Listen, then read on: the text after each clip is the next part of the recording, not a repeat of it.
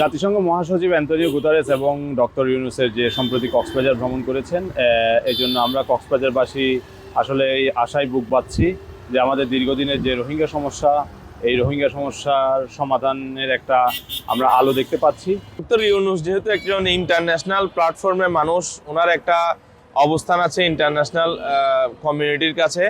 তো উনি যেহেতু বলেছেন যে আগামী বছর ইফতার রোহিঙ্গারা তাদের নিজ দেশে গিয়ে করবে, আমরাও কক্সবাজারবাসী আমরাও আশা করছি আগামী বছর ইনশাল্লাহ রোহিঙ্গারা তাদের নিজ দেশে গিয়ে ইফতার করবে এবং কক্সবাজারবাসী যে এত বছর যে দীর্ঘ 6-7 বছর যে 12 লক্ষ রোহিঙ্গার যে বোঝা হয়েছে, সেই বোঝা সেই চাপটা একটু কমবে, এটাই আমাদের প্রত্যাশা।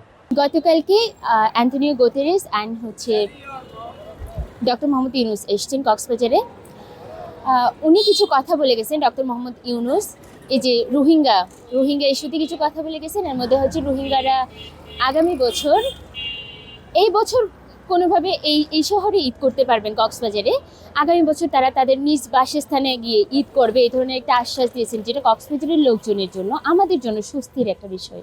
গত 14 মার্চ কক্সবাজার রোহিঙ্গা ক্যাম্পে, রোহিঙ্গা শরণার্থী ক্যাম্পে এই যে বাংলাদেশের প্রধান উপদেষ্টা, অন্তর্বর্তীকালীন সরকারের প্রধান উপদেষ্টা ডক্টর ইউনূস ও জাতিসংঘের মহাসচিব আসছেন এবং এই আশাকে কেন্দ্র করে রোহিঙ্গারা এখন ভাবছেন একটা আলুর পথ তারা দেখছেন, যেটি হচ্ছে বাংলাদেশের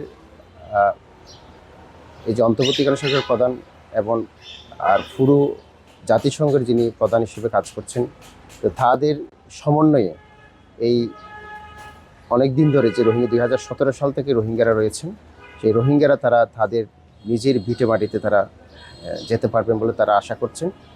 যদি আমরা আমাদের প্রধান উপদেষ্টা ইতিমধ্যে বলেছেন এই পর্যন্ত তারা বাংলাদেশে অবস্থান করবে, তবে আগামী ঈদের আয়োজনটা যেন তাদের নিজ নিজ এলাকায় নিজ দেশেই যাতে হতে পারে এটি আশ্বাস দিয়েছেন। এই আশ্বাসকে কেন্দ্র করেই রোহিঙ্গারা এখন স্বপ্ন দেখছেন তারা নিজ জন্মভূমিতে ফিরতে পারবেন বলে আমরা বিশ্বাস করি।